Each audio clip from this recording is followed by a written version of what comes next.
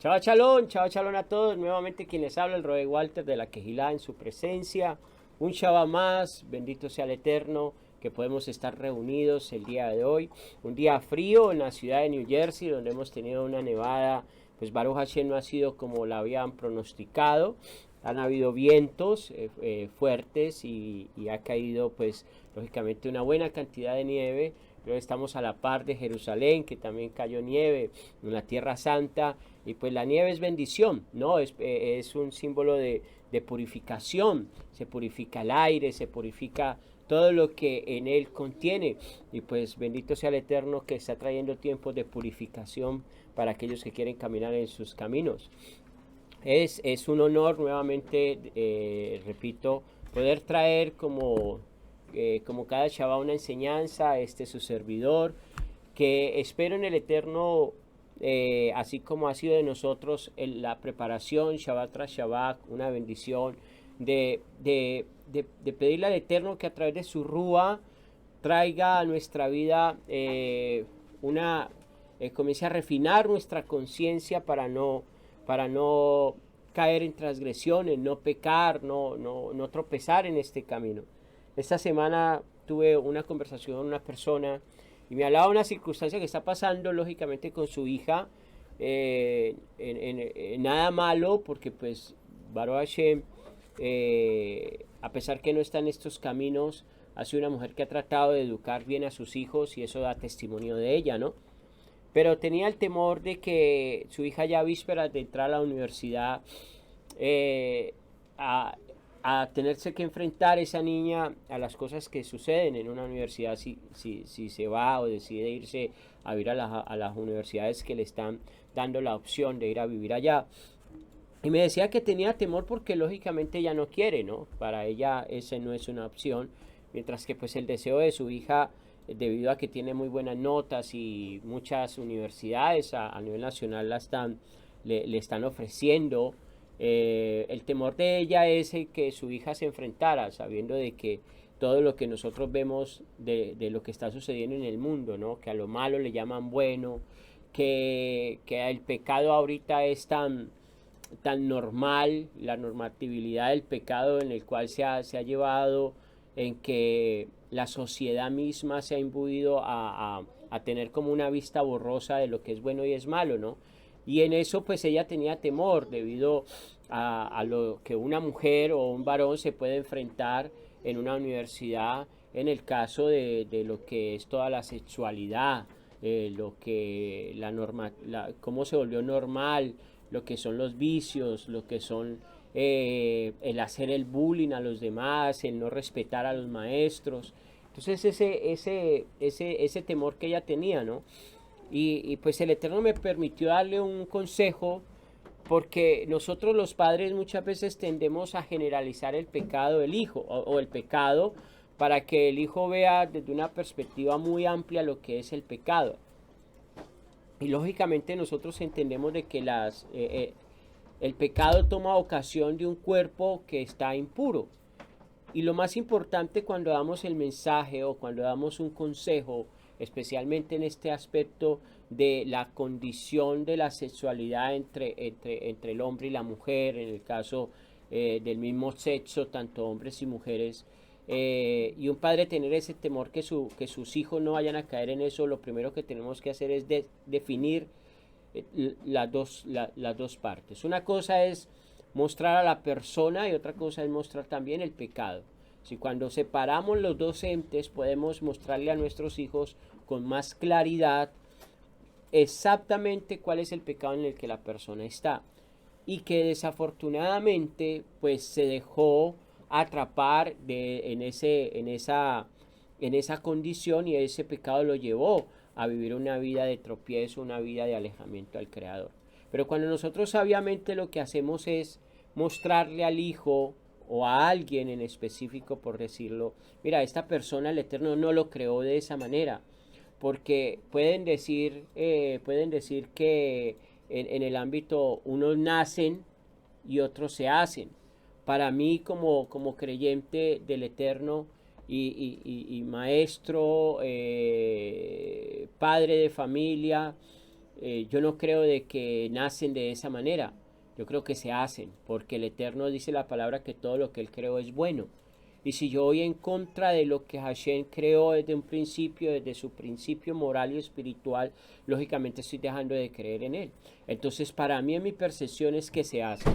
¿Y por qué se hacen? Porque lógicamente las personas en su relación o en su vida cotidiana comienzan a aceptar cosas que no son correctas y comienzan a tener a ser permisivos en lo que es las cosas que te llevan a tropezar. En este caso, en un punto específico, las personas de un solo sexo o la persona que busca su pareja en un solo sexo.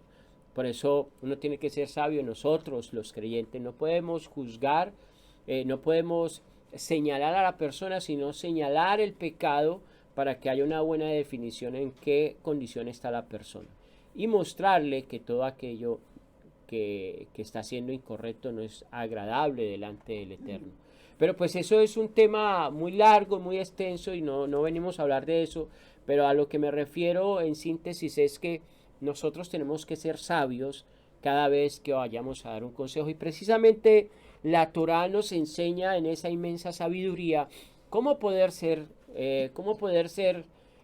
sabios al dar un consejo, al ver las condiciones en las cuales las personas están.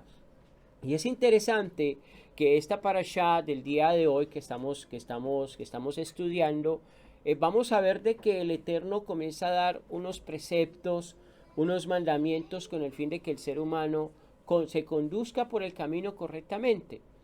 ¿Por qué? Porque el deseo del Eterno no es que el ser humano peque y erre de su camino, sino que llegue al propósito en el cual el Eterno le encomendó. ¿Cuál es ese propósito? Adorar al único Elohim verdadero. Sí, caminar una vida pura, una vida kadosh, una vida santa, una vida agradable, donde haya una armonía completa y así poder ver las benevolencias y las bendiciones del Creador en nuestras vidas. Entonces el Eterno crea un método de preceptos, de mandamientos, para que el ser humano pueda caminar correctamente en este mundo que fue profanado desafortunadamente por permitir que el susurro de la serpiente entrara al oído, se anidara en el corazón y se pusiera por obra. Dicho esto, pues venimos como cada Shabbat a hablar de Torah y a eso es que nosotros venimos cada Shabbat a hablar de Torah y aprender un poco más. De pronto habrán conceptos y percepciones en el futuro en el cual nosotros vayamos de pronto, sería la palabra correcta, a tener una controversia sana de algún tema específico. Les explicaba a la congregación en la semana de estudio y les decía de que nosotros en el ámbito hebreo no podemos siempre encajar una idea cuando ya la conocemos, decir, como dicen a rajatabla, esto es así y no más. El idioma hebreo es inmensamente diferente al idioma de nosotros. El de nosotros, el idioma castellano, cuando nosotros decimos hola es hola y no más, no sale de un simple saludo, por decirlo de esta manera. Pero cuando vamos al hebreo vamos a poder ver que una palabra o una frase te puede dar diferentes significados y que para poder entender esos diferentes significados yo tengo que comprender el contexto de lo que la frase o a donde la frase está. Dicho esto como más claro podríamos decirlo. Cuando vemos una palabra en la Torah, vamos a poner Mishpatim, que estamos en la Torah Mishpatim, podemos ver de que la Torah Mishpatim, la Parashá Mishpatim, tiene diferentes conceptos. Uno dice que son preceptos, mandamientos. Sí, entonces, si encierro la palabra preceptos, mandamientos o estatutos y no comienzo a ver que cada uno tiene una derivación que me puede llevar a otra manera de entender el texto, entonces estoy viendo la palabra muy cuadriculadamente. No voy a salir del molde y lo que quiere Hashem a través del texto es que nosotros no miremos cuadriculadamente el texto, sino que podamos ver la expansión en la cual Él nos está dando esos textos hebreos para comprender inclusive lo más lo más íntimo del Creador. Entonces siempre tenemos que tener la idea o ponernos en la idea de que cuando vemos un concepto de una palabra no se está encajando simplemente o siempre en esa idea que la frase o lo que estamos leyendo nos quiere llevar. Siempre hay que tratar de mirar más allá porque un estudiante sano de la palabra no mira lo literal simplemente, va más allá de lo literal, aunque todo lo que está después de lo literal está sujeto a lo literal, pero el Eterno nos enseña a nosotros de mirar así. Y un claro ejemplo por decir es el Mashiach. Mashiach cuando coge al ciego y se unta lodo, barro en sus dedos. Sí, es una historia que siempre me ha gustado mucho porque el Mashiach mezcla ese lodo con su saliva y le pone al ciego y el ciego ve y el Mashiach le pregunta, ¿qué ves? Y le dice, veo a los hombres como árboles. Y esa idea es muy interesante porque vemos de que esa acción del Mesías lo llevó a un nivel espiritual de ver a los hombres de una manera diferente. Y eso es muy, muy interesante. ¿Por qué? Porque la Torá o el Eterno, perdón, a través del Rúa, quiere manifestarnos la Torá, quiere mostrarnos la Torá, que veamos no así tan llanamente, sino que tratemos de ver los textos de una manera aún más profunda porque la palabra es Olam, no tiene fin. Decir que el alefato hebreo tiene un fin en su contexto de comprensión es encajar la mente del Eterno y meterla en un cajón y cerrarlo. Y nosotros como estudiantes de Torah no lo podemos hacer porque no es correcto conforme a lo que la misma Torah nos enseña. Pero bueno, vamos a hablar de la Parashá Mishpatim.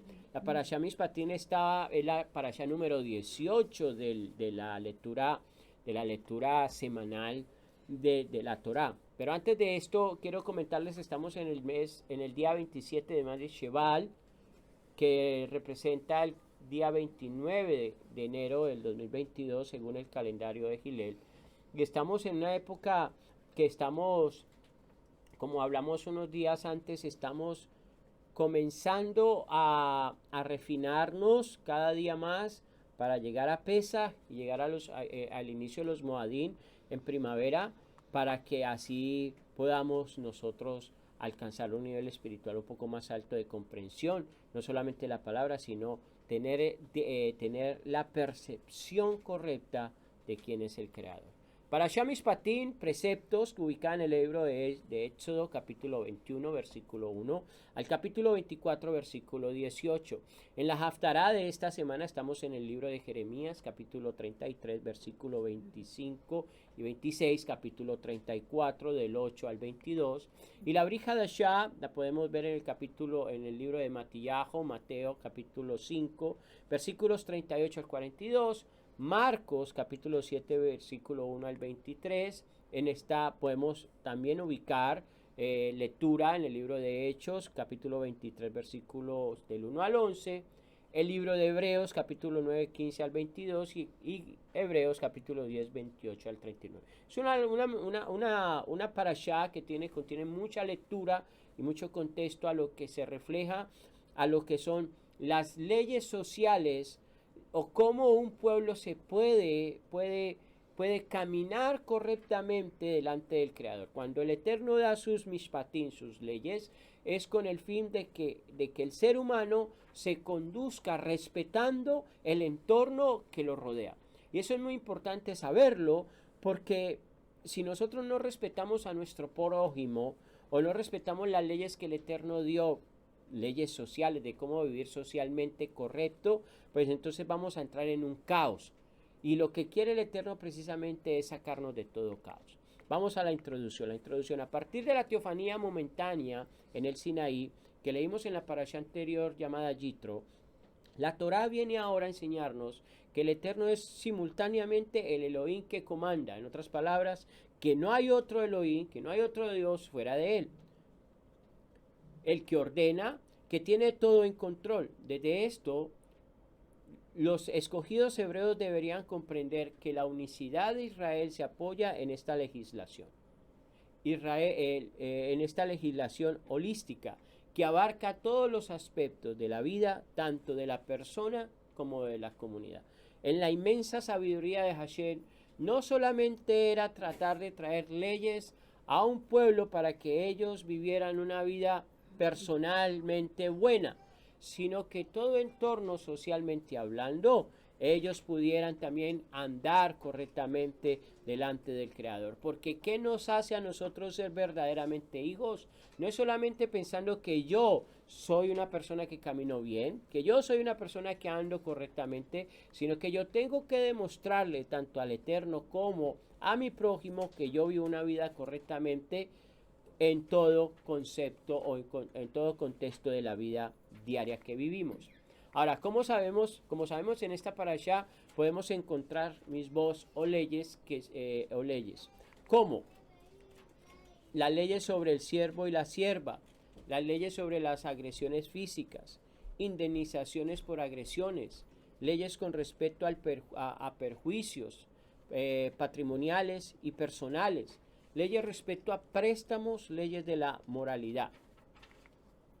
La época de cese de labores, las festividades del peregrinaje, los hijos de Israel afirman el pacto. Moshe sube por 40 días al monte Sinaí. Entonces, basado en todo esto, vamos a entrar de lleno a lo que es el estudio de la parashá. En Éxodo 21:1 dice, estos son los mishpatim, las ordenanzas que tú pondrás delante de ellos. Esta parashá es muy diferente a las otras, ya que no está contando la historia del Éxodo, sino que describe las diferentes ordenanzas que permite al hebreo descubrir y reflexionar los secretos de la Torah espiritual, por lo que nuestro universo funciona. En otras palabras, que no solamente que en esta parashá es interesante porque como que marca una diferencia en lo que viene sucediendo lo que viene pasando con Israel hasta este punto. Entonces comienza y describe las diferentes ordenanzas que permite al hebreo descubrir y reflexionar los secretos de la Torah espiritual por lo que nuestro universo funciona. ¿Cómo funciona nuestro universo? A través de causa y efecto. Toda causa tiene un efecto. Si nosotros no meditamos en eso y no tenemos eso presente en nuestra vida diaria, nosotros vamos a seguir tropezando y el efecto de la mala causa va a ser muy doloroso en nuestra vida espiritual. ¿Qué significa causa y efecto?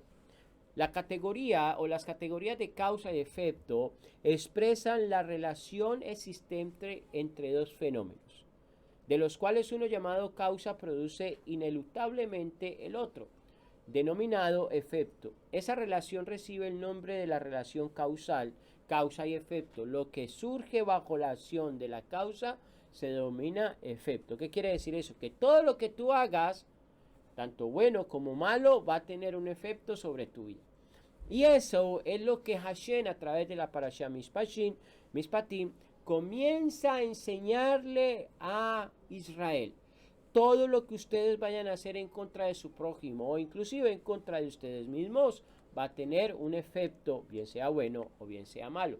En Isaías 57, capítulo 20 dice, pero los perversos serán aventados como el mar inquieto y no podrán descansar.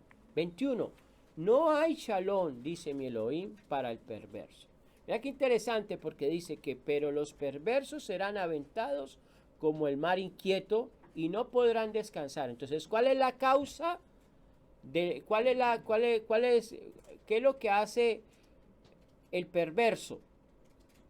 El perverso no tiene temor, el perverso vive en inmoralidades, roba, mata, asesina, hurta, ¿sí? A lo bueno le llaman malo, pero el efecto a una persona que vive en esa condición, ¿cuál es? El efecto es que no podrán descansar y que no tendrán shalom, y es una firma que dice Hashem. Entonces, cada causa va a tener un efecto en nuestra vida. El Proverbio 5:22 dice, de sus propias iniquidades será presa el impío, y en los lazos de su pecado quedará atrapado. Entonces, ¿cuál es? ¿Qué es una iniquidad? Es un pecado constante. Un pecado que yo constantemente estoy cometiendo, que lo conozco, lo he reconocido, pero que lo hago. Señor, perdóname, Señor, mira que volví, caí, pero no tiene todavía la conciencia elevada para poder retener ese pecado. Lo que quiere decir es que ese pecado constantemente lo está haciendo tropezar. Entonces esa persona está en una iniquidad. Por un ejemplo, la mentira. La mentira es una iniquidad. ¿Por qué? Porque la persona dice, yo no voy a mentir más, pero vuelve y miente. Pero vuelve y miente. Perdóname por mi mentira, vuelve y miente. Eso es una iniquidad. Entonces eso quiere decir que esa persona está presa en esa iniquidad. En los lazos de su pecado quedará atrapado. Entonces, ¿cuál es la causa de la iniquidad? Quedar atrapado en su iniquidad. Isaías 3:10 dice, decía a los justos que les irá bien, porque el fruto de sus obras comerán. Entonces vamos a ver, porque todo no es malo. Pero dice, decía a los justos que les irá bien.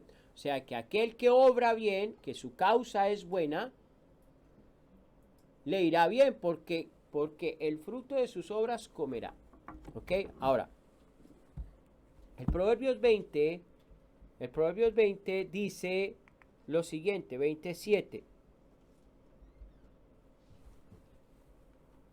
Los justos viven una vida de integridad, felices son sus hijos después de ellos.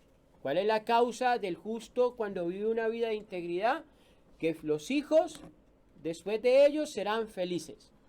Entonces, cuando vemos que Hashem comienza a crear en esta parashá mandamientos para que la sociedad camine correctamente, entonces la causa de caminar correctamente es caminar o vivir en Shalom. Y eso es muy importante, ¿por qué? Porque lo que nos está enseñando ahorita el mensaje es que está poniendo delante de nosotros lo que se llama libre albedrío. Tú decidirás en tu vida si vas a tener buenas causales o malas causales. Y eso ya depende de ti, ya depende de cada uno de nosotros. Ahora bien, es claro ver que el Eterno está entregando no solo las 10 palabras a Israel, sino que también les está entregando la forma de cómo practicarlas de la mejor manera. ¿Qué quiere decir esto?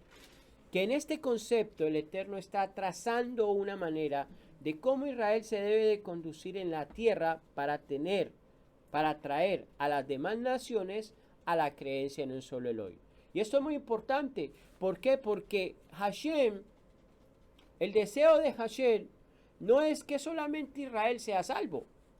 No es que solamente Israel tenga el conocimiento de un solo Elohim, sino que toda la tierra, dice la palabra, va a estar llena o está llena de su gloria. Lo que quiere decir que el trabajo de Israel era llevar el mensaje correcto, enseñarle a las naciones del mundo que hay un Elohim que tiene leyes justas tanto para el nativo como para el no nativo. Por eso vamos a ver en esta parashá 53, si mal no estoy, mandamientos están en esta parashá, una parashá que contiene muchos mandamientos y mandamientos que son muy puntuales a que nosotros debemos de guardarlos. Ahora, ¿qué nos enseña esto? Que el deseo del Eterno no solo era que Israel viviera una vida social correcta, sino poner por obra su deseo. Esto es muy importante. ¿Por qué? Porque, a ver, los que tenemos hijos podemos entenderlo. Cuando tú le enseñas algo a tu hijo, no es solamente que él viva una vida correcta, sino que él pueda obrar, él pueda poner por obra lo que yo le estoy mostrando. Me explico de una manera mejor. Si yo le enseño a mi hijo cómo vivir correctamente, mi hijo me puede demostrar a mí dentro de mi hogar que es una persona que vive correctamente. Pero cuando sale de la casa es una persona totalmente diferente. Entonces, ¿está poniendo correctamente por obra lo que se le enseña? No. Entonces, lo que desea el Eterno es que cada uno de nosotros, a través del conocimiento de los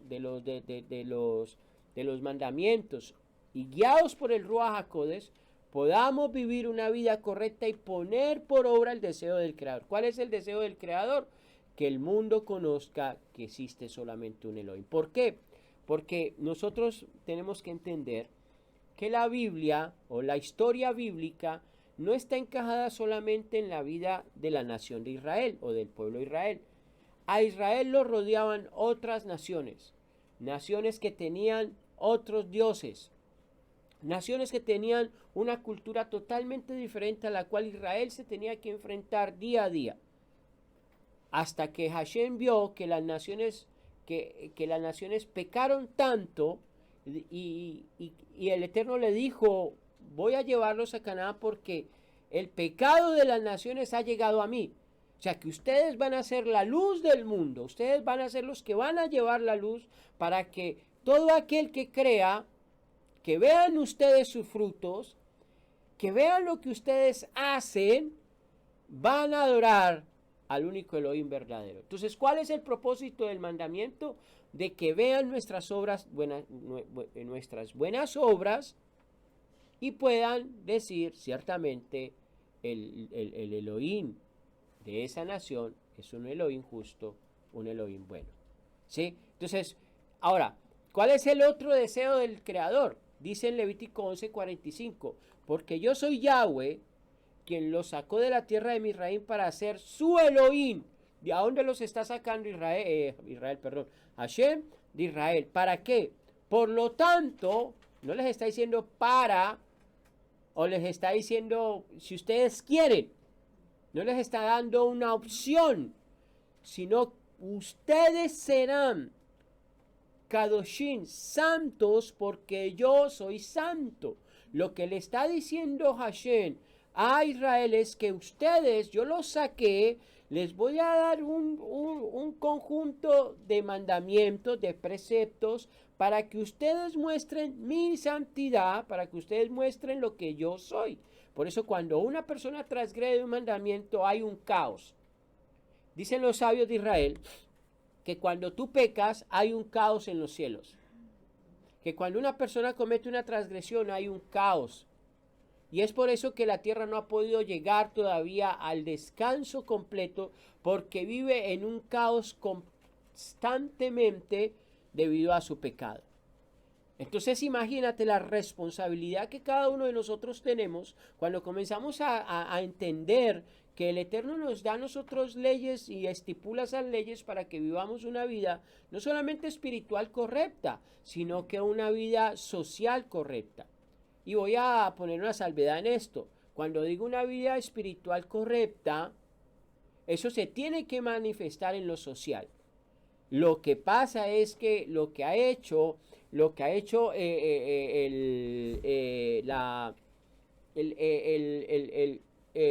¿cómo se dice?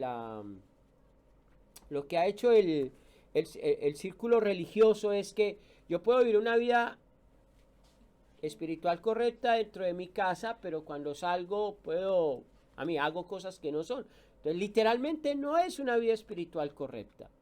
¿Sí? ¿Por qué? Porque si yo digo, yo vivo una vida espiritual correcta, tanto donde no me ven, donde me ven, tengo que hacer lo correcto constantemente. Ahora bien, en el Salmo 105, entonces ustedes serán santos porque yo soy santo. El Salmo 105 dice, Él condujo a su pueblo con exultación, a sus escogidos con alegría. ¿Ah, qué interesante? Y el 44, entonces les dio las tierras de los gentiles y ellos poseyeron las labores de los pueblos. El 45, para que obedecieran sus ordenanzas y diligentemente buscaran su Torah. Entonces, ¿cuál era la intención del Creador?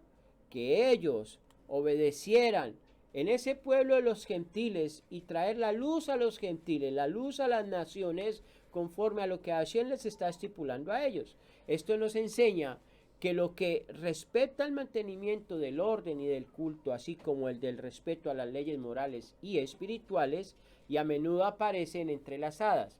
Esto prueba que la Torah no tiene simplemente el propósito de arreglar o mantener los problemas sociales, sino que conlleva una enseñanza teológica. Vamos a explicarlo. Entonces, hay dos formas generales de expresión de las leyes hebreas. Esto lo estábamos hablando antes de empezar. Las leyes casuísticas y las leyes apodícticas. Las leyes casuísticas están redactadas en forma condicional.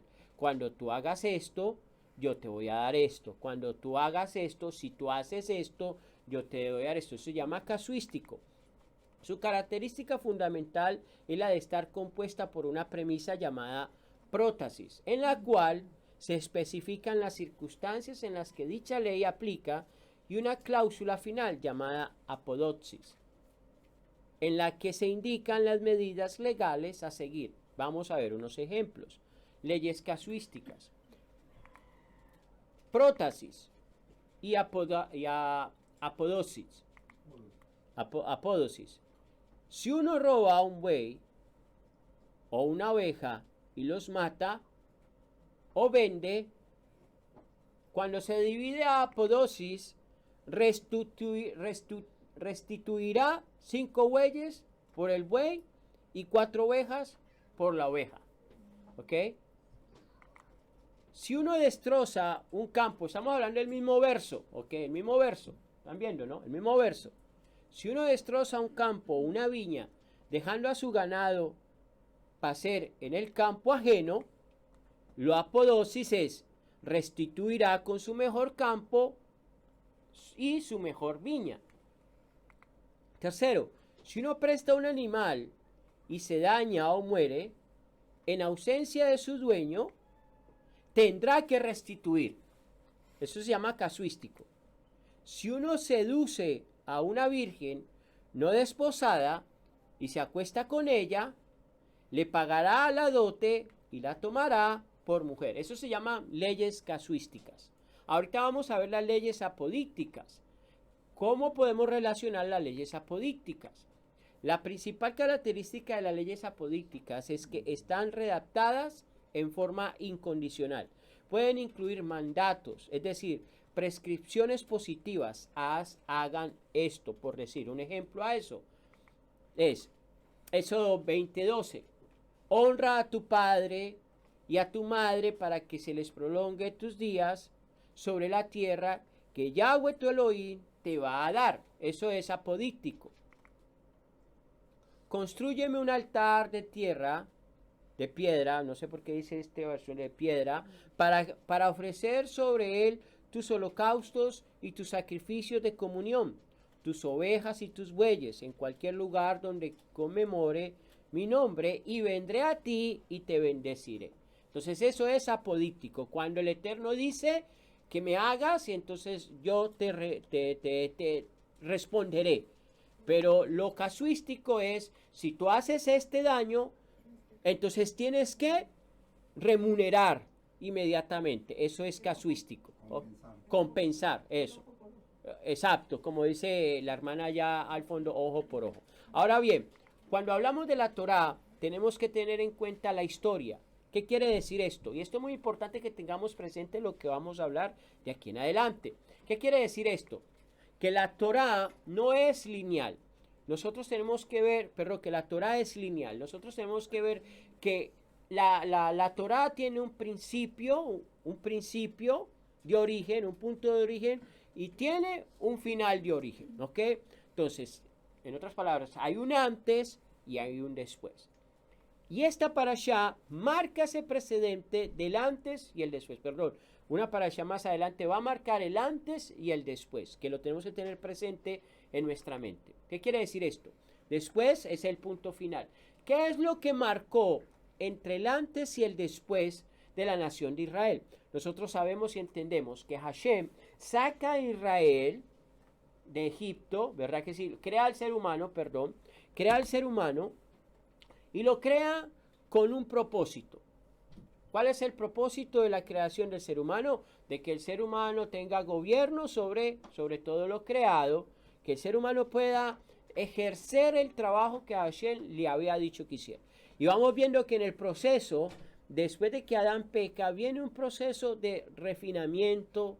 El hombre cae, se levanta, llega a Abraham Avino, el padre de la fe, y el Eterno comienza a ver en él el potencial para que la nación, aquel hombre que él creó, pudiera nuevamente establecerse bajo el propósito divino, caminar correctamente delante del Creador. Entonces, ¿qué es lo que rompe inmediatamente este proceso entre el antes y el después? El becerro de oro.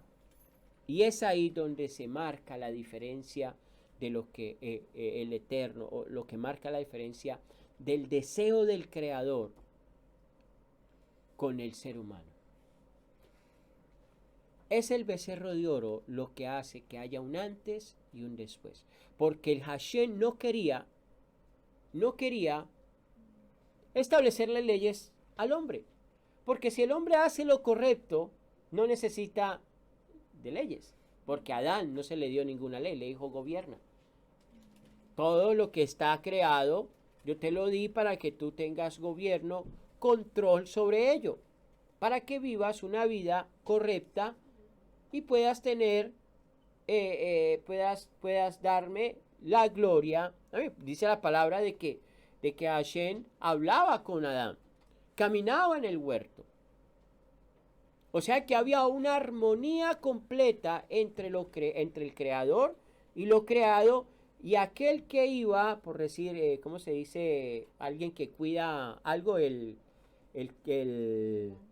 capataz, ¿no? El que cuida la granja, ¿no?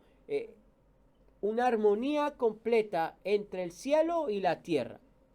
Es por eso que nosotros vamos a ver al Mesías, que cuando Él sale de las aguas, viene una manifestación del cielo y pone un sello de que algo que le dijo, este es mi hijo amado en quien yo tengo complacencia. ¿Por qué? Porque Hashem vio en el Mesías aquel que iba otra vez a traer esa armonía entre el cielo y la tierra. Ahora, ¿qué nos enseña esto? Que a partir del becerro de oro, el Eterno tiene que comenzar a darles a los israelitas un método donde aquel que camine sobre esa dirección será llamado hijo. No era así lo que el Eterno quería. El Eterno, inclusive puedo decir el mismo Moshe, no se esperaba con el becerro de oro. En otras palabras, que antes del becerro de oro, muchas cosas no estaban en la mente de Moshe que iban a suceder. Vamos a hacer eso. 21.1 dice, y por eso tengan presente lo que estamos hablando. Y es por eso que el versículo primero es primordial en todo lo que es la enseñanza de la Parashá Mishpatim. Estas son las ordenanzas que tú pondrás delante de ellos. En hebreo significa Be'el hamishpatim asher tasin lifnehem. La palabra tasin es lo que nos va a marcar a nosotros, o podemos poner un énfasis en la palabra tasin. Tasin alude a la palabra hebrea tashum, que significa evaluarás. Y aquí está la esencia de la parashá. Evaluarás. Porque todo lo que hacemos en la vida, o antes de hacerlo, lo tenemos que evaluar. Si es correctamente, ¿cómo se dice? Correctamente aceptable, o es correctamente justo, o es correctamente digno de hacerlo o de no hacerlo. Lo que pasa es que muchas veces vamos a la ligera y hacemos cosas que no las evaluamos si son lo correcto de hacerlo. Involucramos el sentimiento y no nos damos cuenta muchas veces que no evaluamos si es correctamente, ¿cómo se dice? Moralmente hacer eso. Por eso el Eterno le da estos mishpatim y le dice, Tashim, evaluarás tu vida a través de cada misbot para ver si tú haces lo correcto delante de Hashem tu Elohim y delante de los hombres. Por eso estas mishpatim están ligadas a una vida social. No, estamos viendo de que no estamos hablando de una vida espiritual, sino que estamos hablando ligadas a una vida social. En otras palabras, que nosotros todo lo que vayamos a hacer socialmente hablando, lo tenemos que evaluar si es moralmente correcto lo que estoy haciendo o no. Si yo no evalúo mis acciones, soy como un caballo que va sin jinete, despojado a cualquier lado. ¿Qué quiere decir esto? Que siempre debemos evaluar nuestras acciones para asegurarnos de que estamos actuando de la manera correcta y así poder rectificar nuestras faltas. El Proverbio 5:22 dice: de sus propias iniquidades será presa el impío, y en los lazos de su pecado quedará atrapado. Si no evaluamos, entonces vamos a quedar atrapados porque moralmente creemos de que es correcto, pero no lo es. Isaías 3:10: decía a los justos que les irá bien porque el fruto de sus obras comerán. En otras palabras, que cuando yo evalúo mis acciones, si mis acciones son correctas, son justas, me irá bien en la vida. Pero si yo no lo evalúo, si yo no lo analizo, yo no detallo esas acciones, yo puedo cometer un error. Por eso hemos hablado del amor. El amor de Corintios 13 tiene un límite. Pero si yo no evalúo ese amor, lo que voy a hacer es que voy a hacer daño. Porque yo no le voy a dar a mi hijo todo lo que él me pida, porque al final le estoy haciendo un daño a él. Y si no entendemos ese concepto, entonces vamos a fallar constantemente. Muchas veces decir no a todo también es malo, porque podemos poner en el corazón de una persona ese alejamiento de una negatividad hacia nosotros, que usted es todo no, todo no, todo no, todo no. Tiene que haber un límite. Tenemos que evaluar todo lo que concierne nuestra vida, tanto social, nuestra vida moral. Ahora bien, es por eso que el propósito de la creación, ¿cuál fue? ¿Cuál fue el propósito de la creación? Que la intención divina en la creación del mundo es proyectar su bondad en las criaturas. Ese fue el propósito de la creación. Proyectar su bondad en todo lo que Hashem creó. Ese es el propósito por el cual Hashem nos creó. ¿La bondad de quién? ¿Mi bondad? No es mi bondad. Yo tengo que proyectar la bondad divina en mi vida. ¿Qué quiere decir esto? Que el Eterno creó el mundo para prodigarle el bien. En otras palabras, de que cuando yo proyecto la bondad de Hashem, le estoy mostrando el bien del Eterno sobre mi vida. Pero cuando yo ando en un carro y no tengo licencia y estoy pasándome los semáforos en rojo, o yo estoy hurtando y yo estoy mintiendo y yo estoy profanando mi vida, cometiendo adulterios, y por más que diga perdóname, yo no estoy proyectando la bondad de Hashem hacia los demás. Esto que nos enseña que el Eterno constituye el Eterno constituye la esencia misma del bien, y la naturaleza del bien es justamente prodigar el bien a otros, siendo esto el deseo del Creador. Dice Ranjal en Da'at Bunot: si no hubiera un receptor del bien, la beneficencia divina no podría manifestarse. Wow. En otras palabras, que Hashem busca un receptor que quiera manifestar el bien. Desafortunadamente, vamos a ver que hay un antes y un después en la nación de Israel.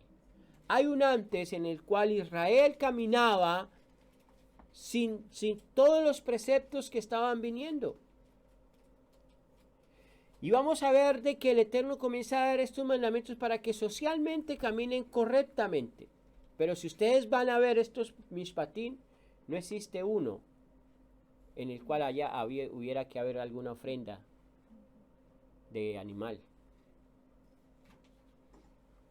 En los 53, a menos que no lo haya visto, pero en los 50 mandamientos que hay en esta parasha, no hay uno que hable de levantar un altar y quemar y sacrificar un animal. ¿Por qué? Vamos a entenderlo ahora. El Salmo 37:3 dice: confía en Yahweh y haz el bien. Habita en la tierra y serás alimentado por la riqueza de ella. Entonces te deleitarás en Yahweh y Él te otorgará los deseos de tu corazón. En Gálatas 6:10 dice: así que mientras tengamos oportunidad, hagamos el bien a todos, pero especialmente a nuestros hermanos de la fe. ¿Qué quiere decir esto? Que la justicia del Eterno es la base para su gobierno, no es su misericordia. En primer lugar, la base de la Torah es la justicia, pero por eso, todas estas leyes sociales están basadas en la justicia.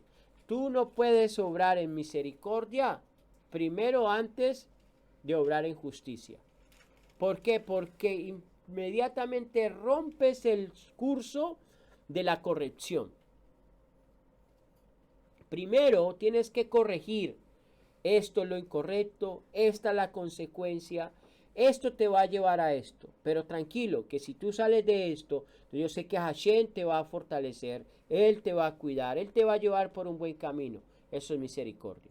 Pero no, Hashem te ama, Hashem te quiere, Hashem te abraza, Hashem te besa, Hashem te cuida, y no hay corrección, no hay justicia. La persona no va a entender y va a volver otra vez a caer en la transgresión en la que está. Pero cuando yo le muestro la justicia del Eterno y le digo: esto para el Eterno es lo que no es para lo que no es correcto para el Eterno, esto que tú hiciste está mal, esto tiene una consecuencia, esto te va a llevar a un error más grande, y no le muestro eso a la persona, entonces la persona va a seguir pecando. Pero si se lo muestro y cambia su actitud, cambia su manera de ver su pecado, ahora es consciente, tiene conciencia de pecado, entonces lo que has hecho, como dice la palabra, has ganado un alma para Hashem, porque esa persona hizo tikkun, hizo rectificación y volvió a la esencia. Comenzó a conocer la percepción del Yuhei Bajei en su misericordia, lo abrazó, lo lavó, lo purificó, y ahora eres llamado un hijo mío. El Salmo 19 dice: el temor de Yahweh es puro, permanece para siempre. Los juicios, los mishpatim de Yahweh, son verdaderos, son todos justos. La roca, su obra es perfecta, porque todos sus caminos son justos. Un Elohim confiable que no hace el mal. Él es justo y es santo. Entre distintas normativas que el Eterno le dio a Israel en el monte Sinaí, encontramos la llamada ley de restitución. ¿Qué es esto? Es una herramienta jurídica que le permite a los hebreos contrarrestar las injusticias y los abusos cometidos contra aquellos que habían sido víctimas de algún robo o pérdida de sus bienes de manera injusta. La misma les aportaba además pautas claras acerca de la manera como deberían ser indemnizados todos los implicados. Por eso vamos a ver que la restitución, vamos a entender de que Hashem, hay uno que está oprimiendo a su pueblo, está el opresor. ¿Y qué hace Hashem con el opresor injusto que no quiere restituir lo que le ha quitado a su esclavo, a su siervo? Lo saca y le dice al esclavo: yo te voy a llevar a un lugar donde no vivirás en esclavitud. Comienza a restituirle su posición. Eso se llama, algo que me gusta a mí mucho del More Rico, de Teshuvah TV, que tiene un logo que son unas fases, y una de ellas se llama honor y vergüenza. Sí, donde él expone en sus enseñanzas lo que era estar en honor y lo que es caer en vergüenza. Pero el Eterno, esa esfera vuelve otra vez y la varía y lo lleva de la vergüenza al honor, que era lo que el Eterno lo quiere llevar. Llevarnos a nosotros en una vergüenza en la cual caímos por nuestros pecados o porque permitimos que el faraón estuviera sobre nosotros y nos llevara a vergüenza, a sacarnos de esa área de vergüenza y llevarnos a la esfera del honor, a su tierra, donde no vas a comer el pan con necesidades, donde la tierra es tuya si la guardas, si la cuidas, si pones por obra lo que te estoy diciendo, vas a estar en honor delante de tu rey. Serás mi súbdito, serás mi labrador, pero yo restituiré tu trabajo, te daré lo correcto, te pondré en un lugar, en un lugar privilegiado. Eso se llama honor y vergüenza, porque estábamos en la vergüenza de nuestro pecado y ahorita el Eterno nos trae al honor de poder sentarnos en un día de Shabbat y poder leer su Torah, poder tener temor del pecado, enderezar nuestros caminos. Comienza un proceso de purificación, de limpieza de nuestra alma, de nuestra neshama, de poder entender de que lo que hacía antes me llevaba a la vergüenza, pero que ahora a través de la corrección de mi alma, de hacer un tikkun de mis pensamientos, una rectificación, ahora el Eterno me va a querer llevar a un lugar de honor. En Éxodo 29:2, 22:9, por eso vamos a entender, en cualquier caso de deshonestidad, ya que sea que se trate de un buey, un asno y una oveja, punto así, hagamos abramos y cerremos, abramos paréntesis en esta parte, porque la Torah en este texto nos está hablando de un buey, un asno y una oveja. Y dice al final, o una prenda de vestir acerca de todo objeto perdido del que diga, al tribunal juez llegarán los reclamos de ambos. Aquel al cual el tribunal, el juez, halle culpable pagará el doble a su prójimo. Esto es muy interesante porque mira que aquí está hablando de 3 animales. ¿Cierto que sí? Dicen los sabios de Israel, que cuando se crearon las leyes de sacrificios, conforme al animal que tú estabas llevando era la representación de tu vida. O sea, que si llevabas un buey al sacrificio, espiritualmente hablando, estabas manifestando esa condición. Que si llevabas una oveja, entonces estabas manifestando esa condición, ¿no? Si era un asno, estabas manifestando esa condición. Entonces, interesante porque aunque el asno no se daba en las ofrendas, ¿no? El asno no se daba en las ofrendas, pero la palabra asno en hebreo tiene el mismo valor numérico de la palabra llamada, ¿cómo se dice? La tenía ahorita, permítame que la tengo. Materialidad. O sea, una persona material. Una persona materialista. Ustedes ven que Mashiach entra sobre un asno, ¿verdad? ¿Por qué Mashiach entra sobre un asno?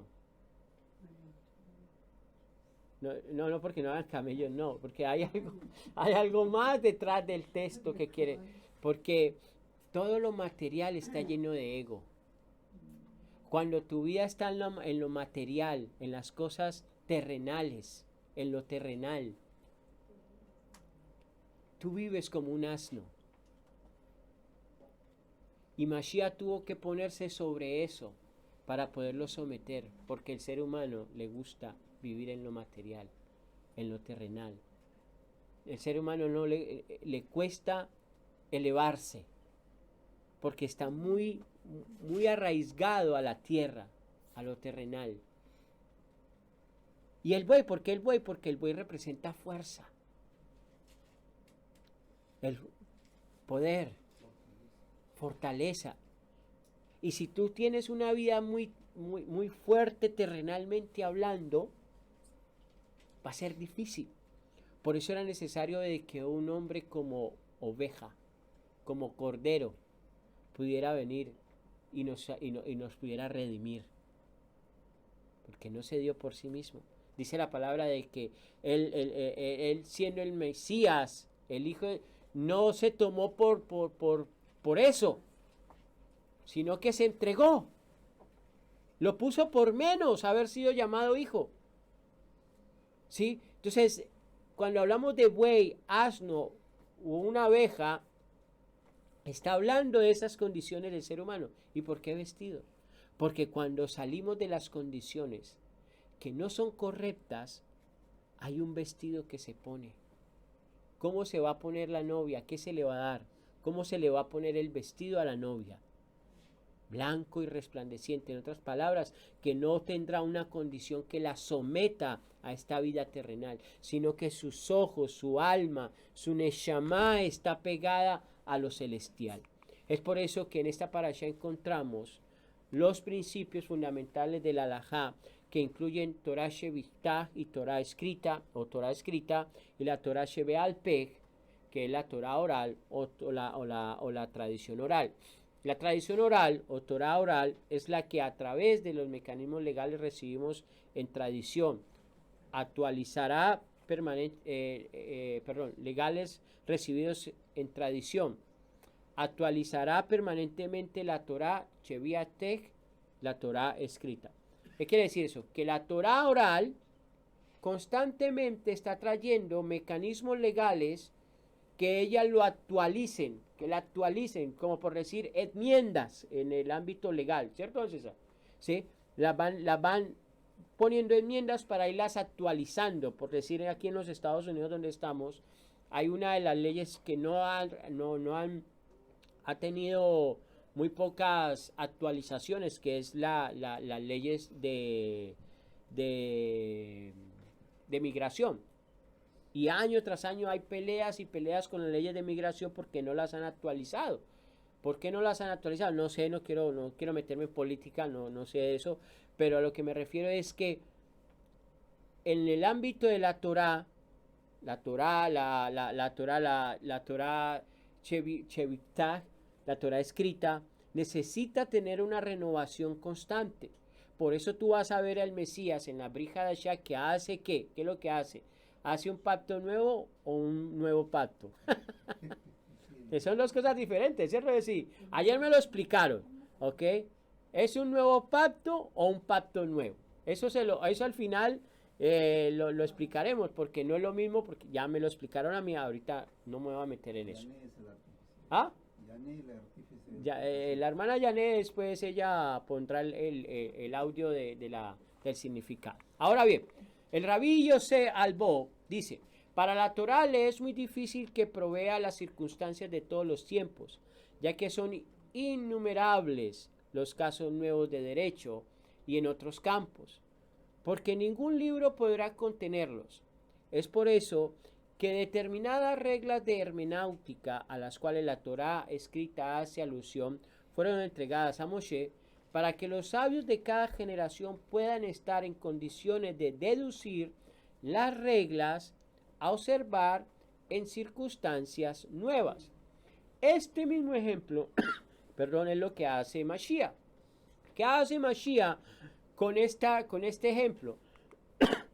En Lucas 7, 17, 3 dice: tengan cuidado de ustedes mismos. Si tu hermano peca, repréndele. Y si se arrepiente, perdónale. El 4. También, si 7 veces en un día peca contra ti, y 7 veces viene a ti y dice, me arrepiento, tienes que perdonarlo. ¿Qué hizo Hamashiach ahí entonces? ¿Qué hizo? Hizo, por decir, vamos a ser elocuente, más bien temerosos en decirlo, que hizo una renovación, ¿cierto que sí? Porque el pacto decía una restitución y todo lo demás, y tiene una consecuencia. Aquí Mashiach dice, momentico,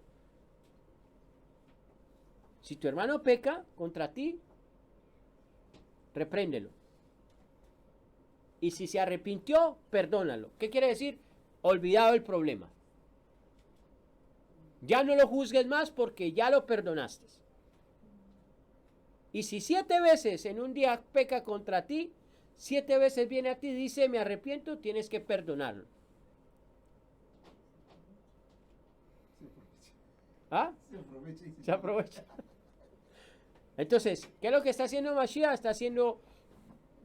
Está trayendo una renovación al mandamiento. No lo está quitando, no lo está aboliendo, no lo está quitando, ese antiguo ya pasó, eso no está bien, sino que está renovando, está llevando el mandamiento a otro nivel espiritual más profundo para que no haya juicios ilegales, juicios incorrectos.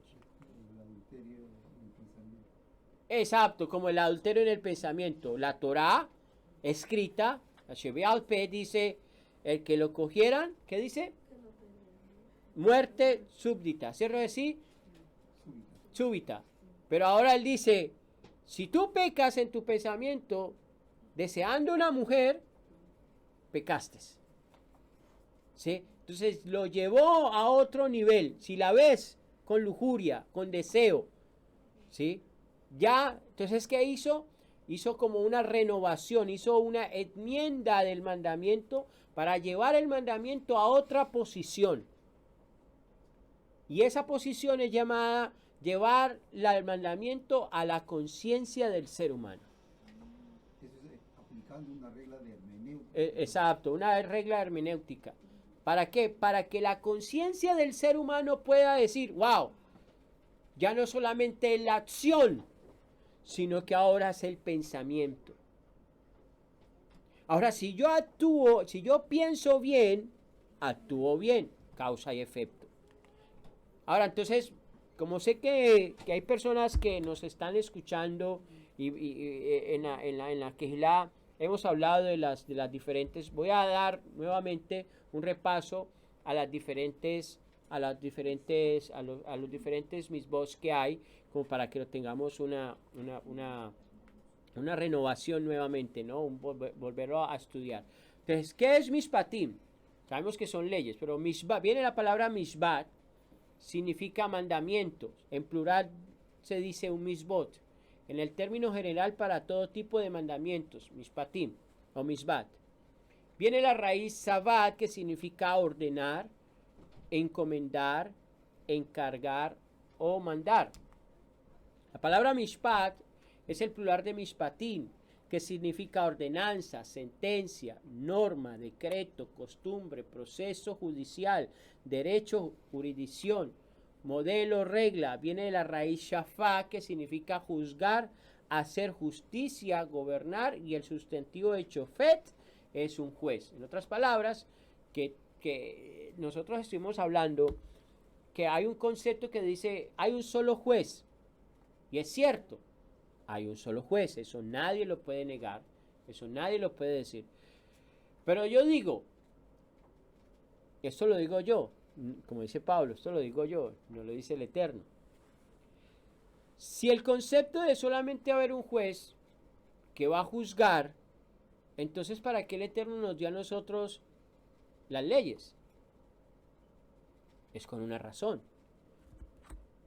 Porque el hecho es saber juzgar a la persona, saberlo corregir para que la persona no cometa una transgresión y esa transgresión no lo vaya a llevar a una condición de vergüenza. Entonces, por decir, si yo sé bien los conceptos de la Torá de cómo puedo manifestar un buen veredicto, entonces, ¿qué es lo que estoy haciendo? Estoy haciendo el trabajo, por decirlo, de un juez. Estoy llevando a la persona a que reconcilie su condición, que mire y analice sus áreas negativas, ¿sí? Y esa persona pueda rectificar. Ahora, en el caso de una contienda de un lado y el otro, vienen dos personas con un problema, me dicen, pastor, mire, esto es lo que está pasando, esta persona abusó de mí, y yo le hice un préstamo de dinero y me dijo que me lo iba a pagar, entonces no me lo ha pagado y entonces, ¿qué hago? Entonces, una persona sabia lo sienta y le dice lo correcto acerca de lo incorrecto que él está haciendo.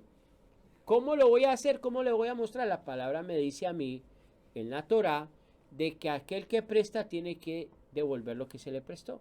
Es más, dice, hay una parte en esta parasha que dice que si alguien te prestó algo, se lo tienes que devolver inclusive antes que oscurezca. Sin intereses.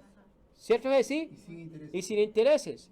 Entonces, para que llevar a la persona a conciencia de que lo que está mal le tengo que mostrar el mandamiento, pero el mandamiento no se va a mostrar solo, necesita ahí un ente que le muestre lo incorrecto que la misma Torah está manifestando. Entonces, en cierta manera, por decirlo, me estoy volviendo como un juez, porque juez también representa la palabra Elohim. Entonces, los jueces de Israel eran Elohim, los profetas eran llamados como Elohim, un malaj del Eterno era como un Elohim, Moshe fue llamado como Elohim, Joseph fue como Elohim, Yeshua fue como Elohim.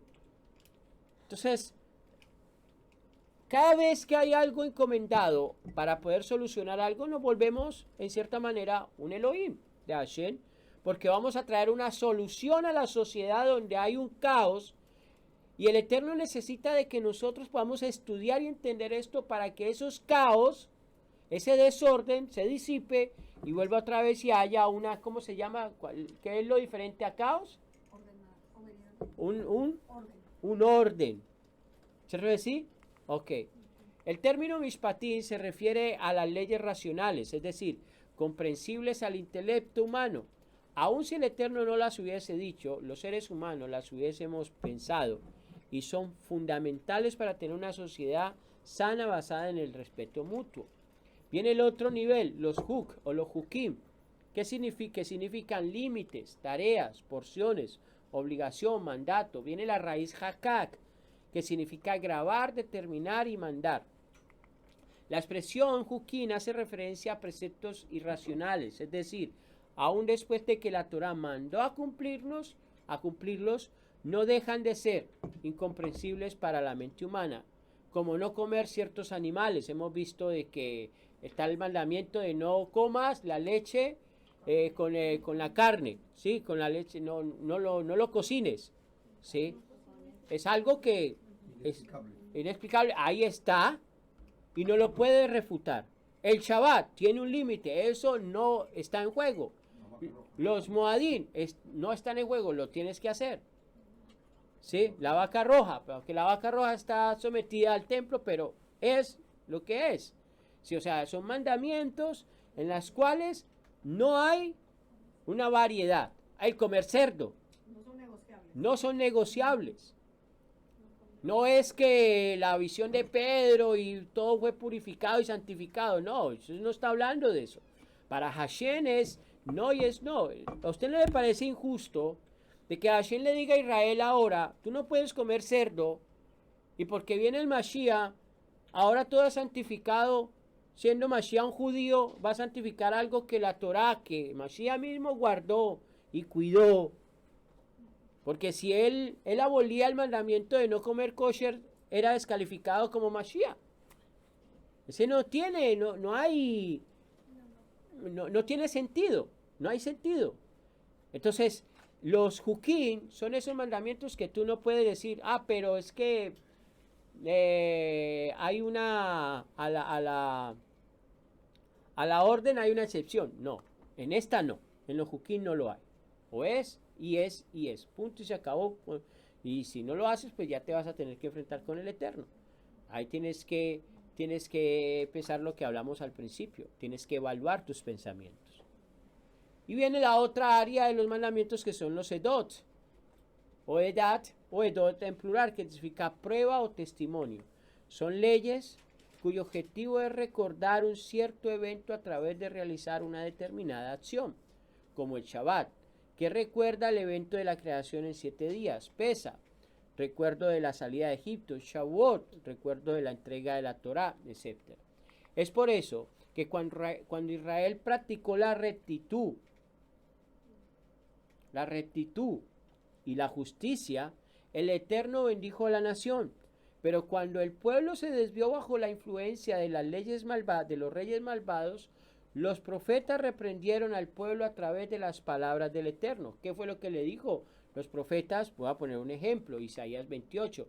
Pondré el juicio por medida y la justicia por nivel.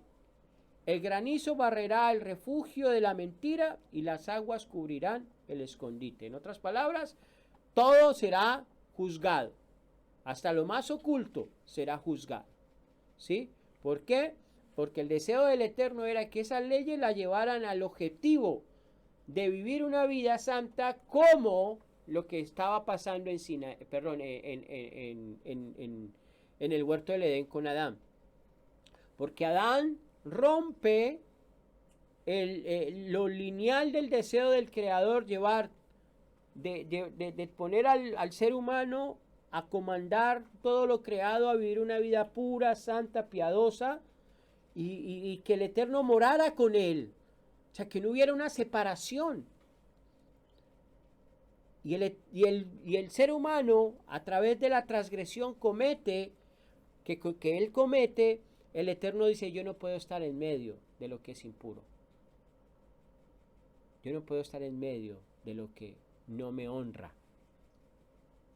Yo estoy con el que me honra, con el que me obedece. El Salmo 72:1 dice, por Shlomo, Elohim da al rey su equidad en juicio, dota al hijo del rey con tu justicia.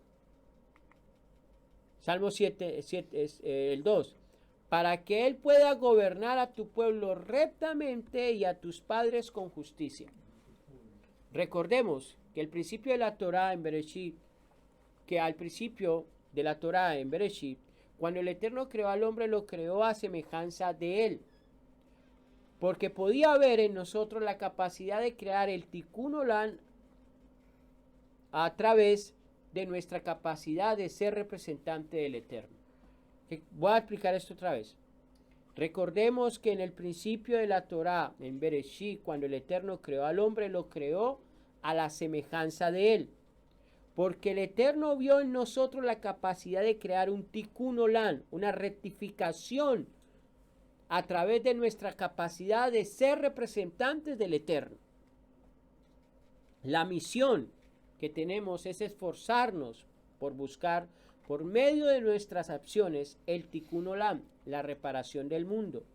A través de la reparación, reflexionando correctamente en la idea de los mishpatim, podemos pensar que cada vez que cometemos un daño a nuestro prójimo, es nuestro deber repararlo de alguna manera y de este modo tratar de corregir el mundo y lograr el Tikkun Olam. En otras palabras, que el Eterno comienza a dar leyes, mandamientos con un propósito, para que haya un tikkun, una rectificación. ¿Por qué tiene que haber una rectificación? ¿Usted va a rectificar algo que está bueno?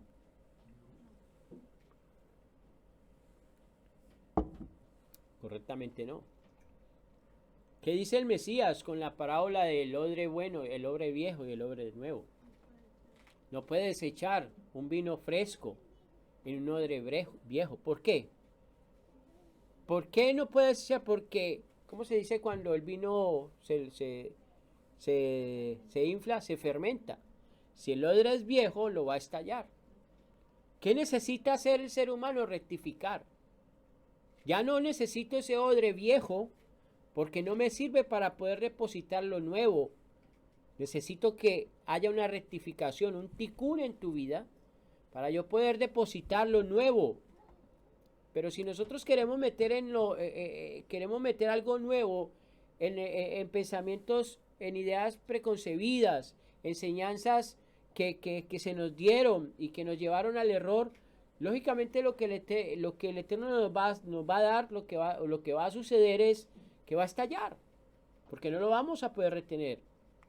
Acordemos lo que decíamos, lo que hablábamos del Pardés. Hay unos que entró y salió vivo. Otro salió loco, otro salió ateo. Y el otro salió bien. Mateo 23:12 dice, porque el que se enalteza será humillado, pero el que se humilla será enaltecido. Pero hay de los soferín y de los perushín hipócritas.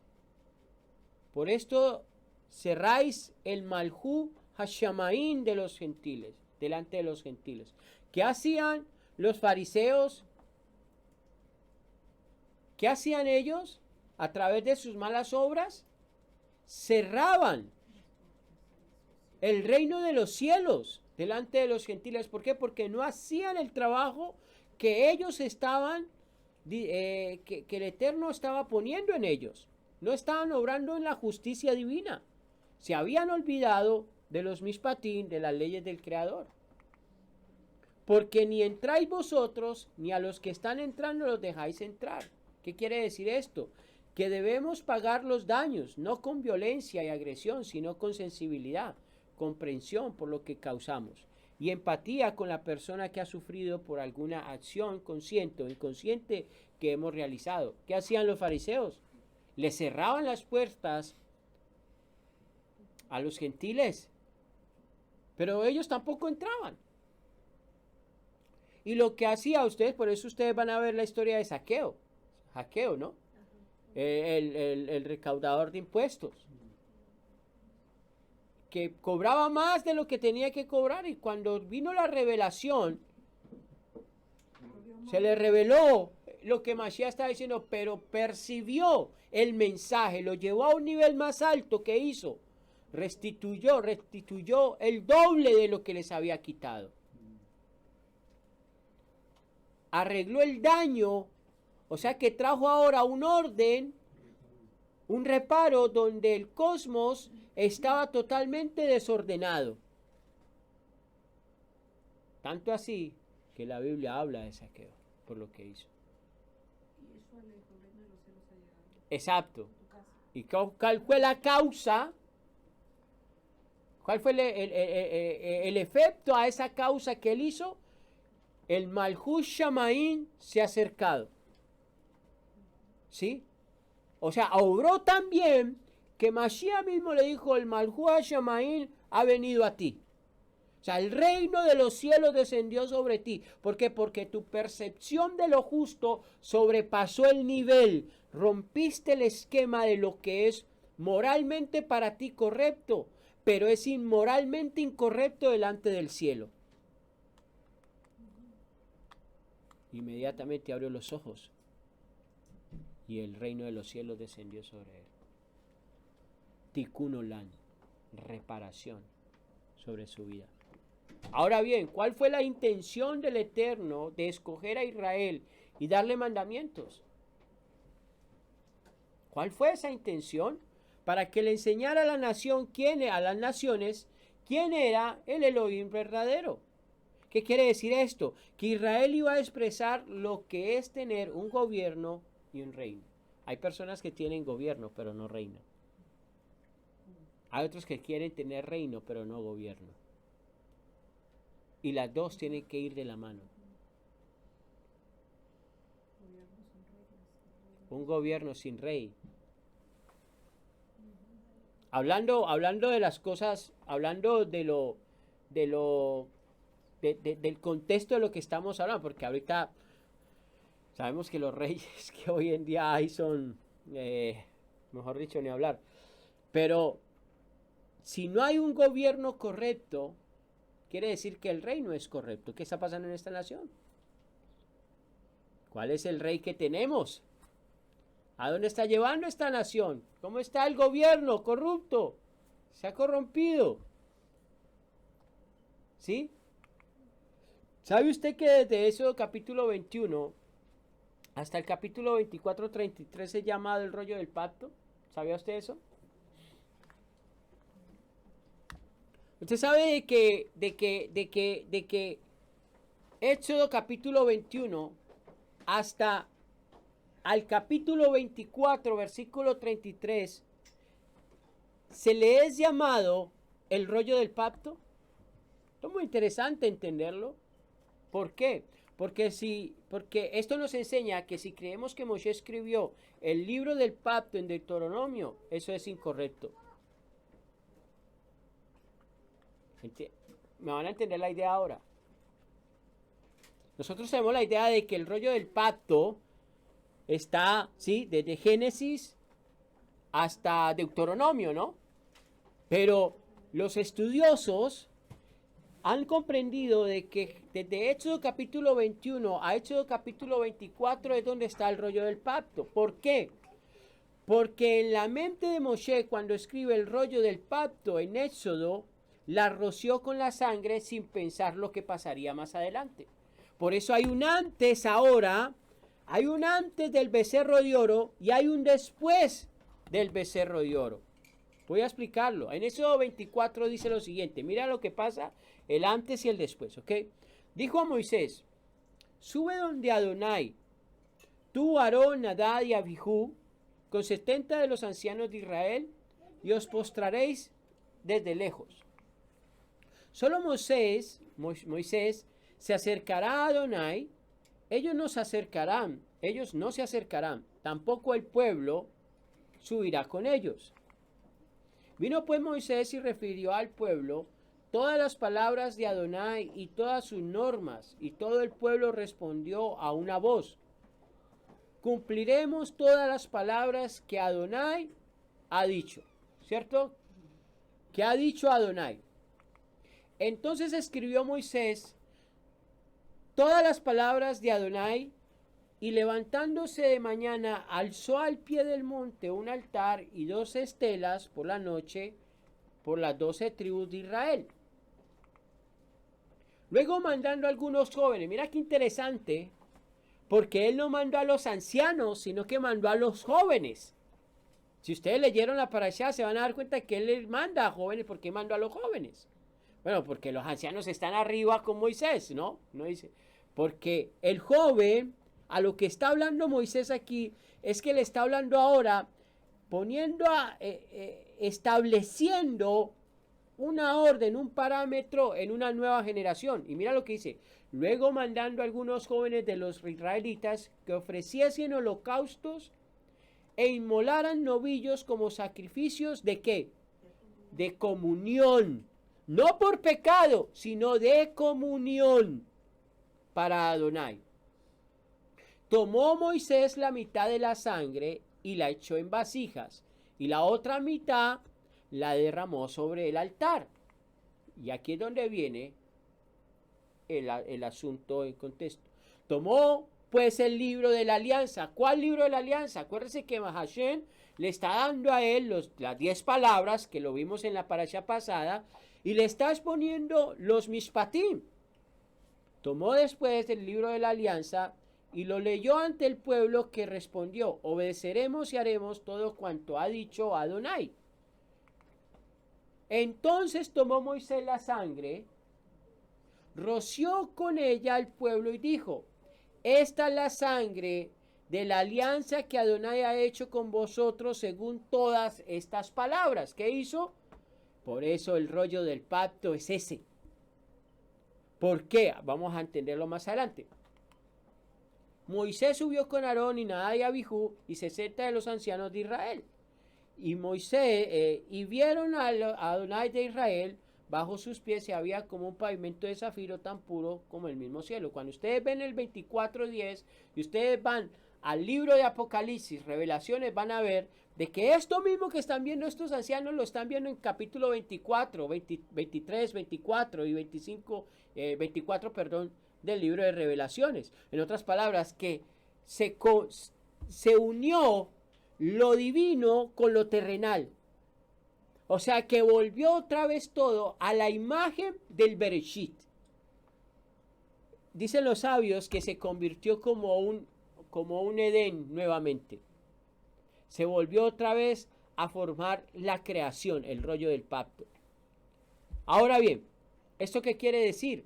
Que después del pecado del becerro de oro hay un antes, hay un después. ¿Por qué?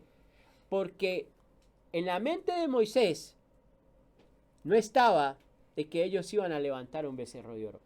Por eso la sangre la puso sobre ese rollo del pacto. Y eso fue lo más trascendental que pudo haber hecho, trascendental no, lo más incorrecto que pudo haber hecho Israel.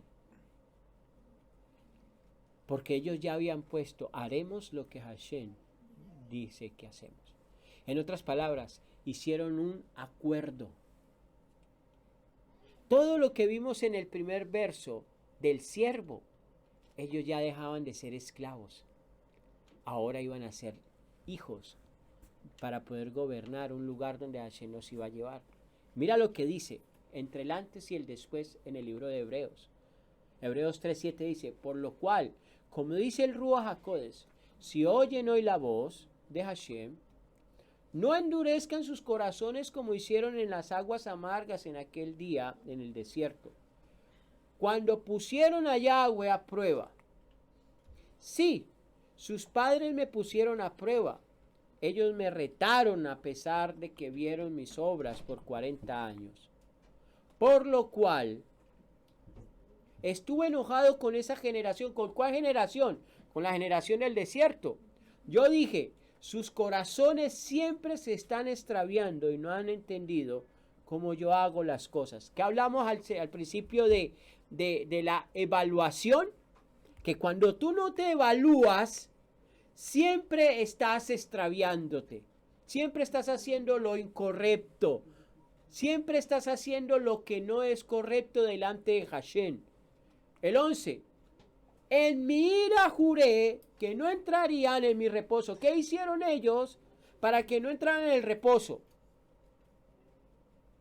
Levantaron el becerro de oro, lo vamos a ver en la próxima parashá. A partir del becerro de oro hay un después, porque no era lo que Hashem quería con Israel. Hashem no quería sacrificios de perdón ni nada de esto, porque Hashem ya les había dicho a ellos, ustedes serán un reino de sacerdotes.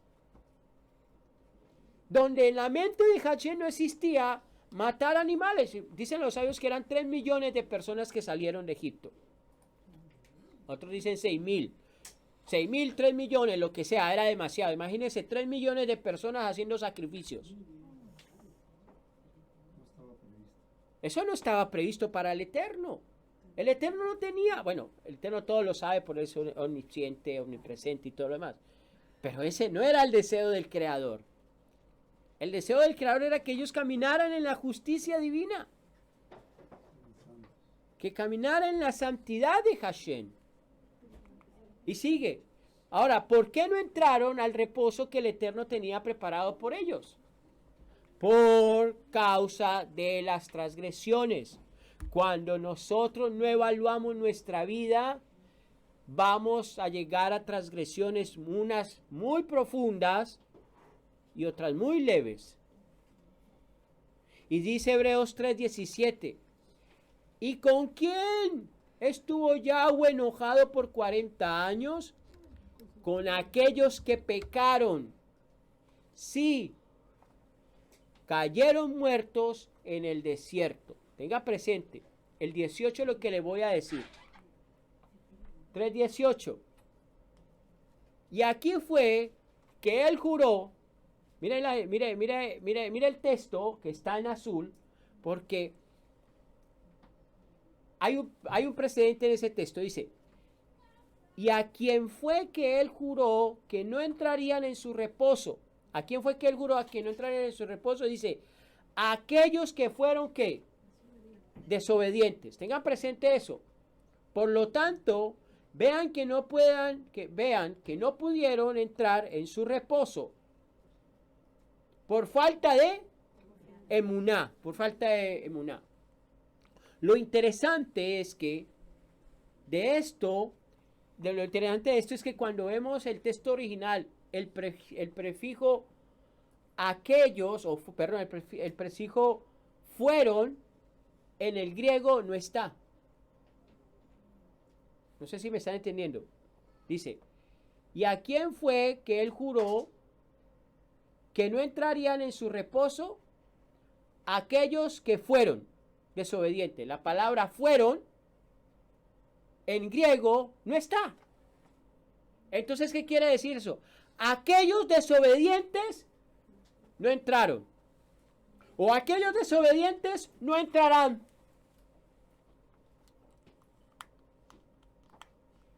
Porque cuando hablamos de fueron, estamos diciendo entonces que a partir del Mashiach el pecado no existe. Pero un momentico. ¿Cómo no existe? ¿Puede el Mashiach abolir completamente el pecado de la humanidad? No. Porque el hecho de que yo acepte al Mesías como mi Redentor y mi Salvador no quiere decir de que yo todavía no esté expuesto al pecado y a la transgresión.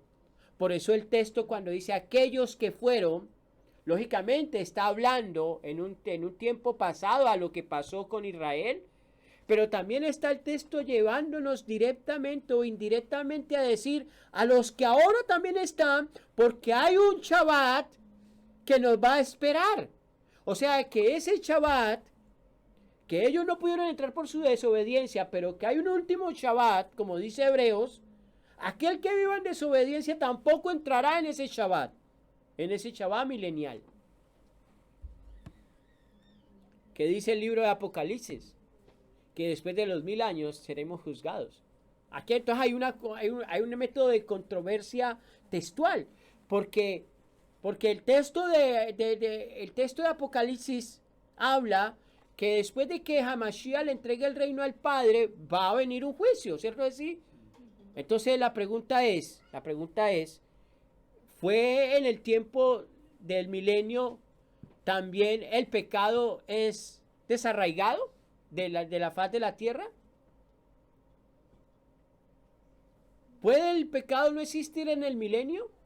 ¿O es que en el milenio solamente gozarán aquellos que se guardaron, prevalecieron, como dice el libro de Apocalipsis, y se les dio el honor de ser llamados hijos? Pero la batalla está, aunque hay un gobierno. Lo que va a hacer el Mashiach es que va a someter a todo bajo sus pies. Pero somete también a aquel que se somete a él. El que no se quiere someter, dice la palabra, que aún no creyendo y viendo todo lo que está sucediendo, ni aún así creerán. En otras palabras, que su percepción, su pecado, los lleva todavía a muerte. Él va a tener un gobierno, sí. Él va a tener un gobierno, sí. Él va a tener el poder. Pero al final, entonces, ¿por qué le tiene que entregar el reino al Padre para ser juzgados nuevamente? Porque esa es la prueba de que yo prevalecí y pude aguantar y pude soportar todo lo que iba a venir. Los apto. Porque Él me va otra vez a mirar si yo soy apto de poder estar en la presencia de Yuhei Bajei. Y eso es lo que hace que cambien las cosas. Por eso el Mashiach en el libro de Revelaciones dice, a los que han guardado los mandamientos y no han negado mi nombre.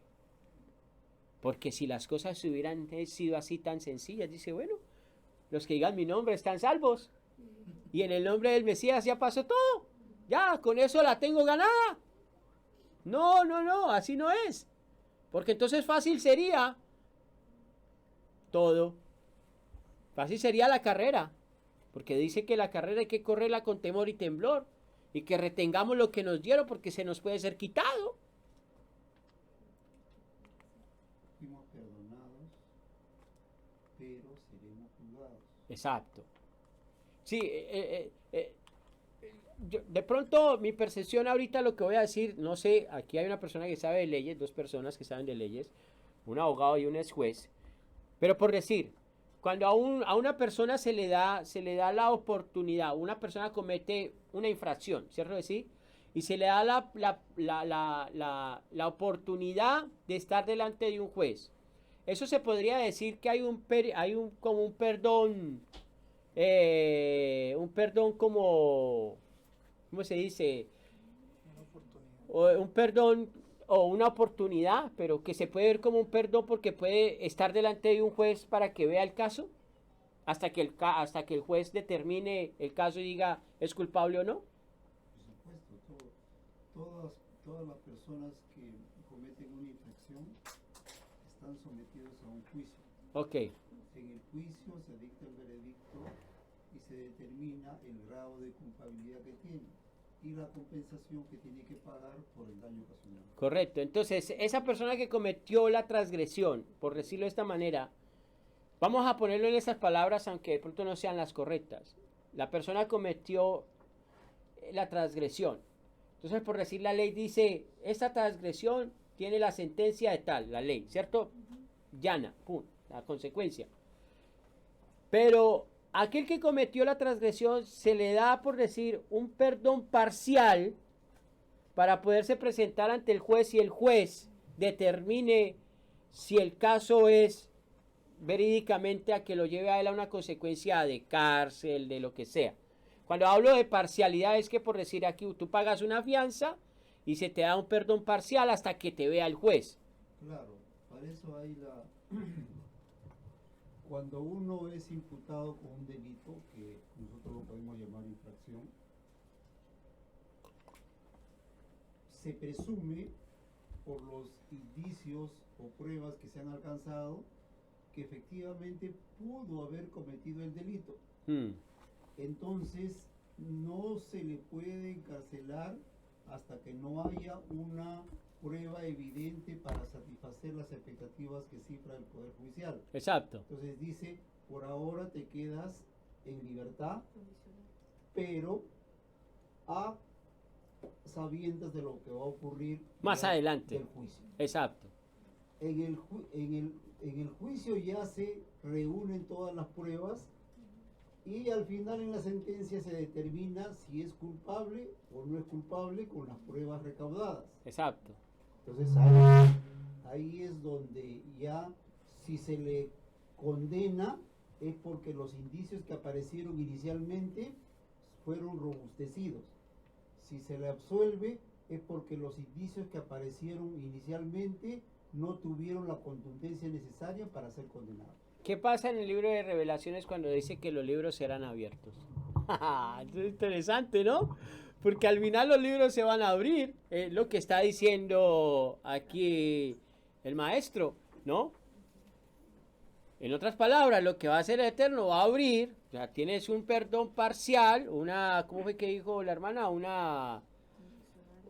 perdón condicional, ¿sí? Entonces, una prisión condicional, porque al final los libros se van a abrir y te van a decir, bueno, sí, ciertamente, tienes derecho, pasa. Un momentico, necesitas refinarte un poquito. Te refino, te saco y puedes pasar. ¿Sí? Pero dice el libro de Revelaciones que aquel que prevaleció, que aguantó la prueba y la pasó, se puede sentar a la diestra del Mesías. Eso lo dice el libro de Revelaciones. ¿Sí? Ahora bien, para que continuemos y cerremos, ya estamos cerrando, se me fue la... ¿Ya? Pregunta entonces, ¿por qué guardó? La pregunta es entonces, ¿por qué guardó el Shabbat? Si falta un Shabbat, ¿cierto que sí? Y ellos no entraron al Shabbat, ¿por qué yo guardo el Shabbat? Si usted me dice que porque quiero ser parte del pueblo, está perdiendo el mensaje que el Eterno está dando. Porque usted no puede guardar el Shabbat porque dice yo quiero ser parte del pueblo. ¿Sabe por qué? ¿O qué quiere decir esto? Porque la idea del Shabbat no es solamente ser parte del pueblo de Israel, sino es de darle la gloria al Eterno. Por eso cuando Él los iba a llevar a Sinaí, que les dijo, ustedes no entrarán en mi Shabbat, lo que le está diciendo a ellos, ustedes no me pueden dar la gloria a mí, porque son impuros. Por eso Shabbat es Kadosh, purifica, rectifica la Neshama, el alma de la persona. ¿Por qué? Porque según la historia relata, en el Medio Oriente, un esclavo era vendido a perpetuidad. O sea, estamos en proceso de rectificación. Exacto. Cada Shabbat es sinónimo de rectificación. Por eso nos elevamos cada día más. Por eso una persona que esté diciendo, yo guardo Shabbat, guardo las fiestas, pero sigue con soberbia, sigue con mentiras, sigue haciendo a conciencia lo que es incorrecto delante de Hashem, esa persona no está guardando lo que Hashem está diciendo que guarde. O sea, no se está rectificando, no le está permitiendo a Hashem que a través de su espíritu rectifique su alma. Interesante. ¿Por qué? Porque en la antigüedad, en el Medio Oriente, en el antiguo Medio Oriente, un esclavo era vendido a perpetuidad. ¿Qué hace Hashem? No. Tienes un tiempo. Tienes 6 días y al séptimo día eres libre. ¿Qué hace? 6 días, séptimo día te rectifico y puedes estar en la casa mía. En mi casa. Periodo de rectificación. ¿Cuántos años vivió Israel en Egipto? Unos dicen 200, 400, esa no es la idea. La cuestión es que ellos vivieron un poconón de tiempo, 400 cautivos, esclavos. Esa es la idea. Entonces, sí, imaginémonos la cara de los israelitas siendo esclavos 400 años y venga un rey y les diga a ellos, mire, yo los saco de Egipto, donde ustedes fueron esclavos 400 años, y les diga, pero tranquilos, en el séptimo día ustedes van a descansar, fueron esclavos 400 años, y que de un momento a otro el rey les diga, en el séptimo día reposarán. ¿Usted sabe cómo hicieron los israelitas? ¿Saben las caricaturas cuando les cae la mandíbula? ¡Ah! ¿Qué? Porque para ellos era algo novedoso. 400 años en esclavitud. Y de un momento a otro decirles, no, un momentico, en el séptimo reposarás. ¿Usted se imagina el choque de ideas o de pensamientos sobre ellos?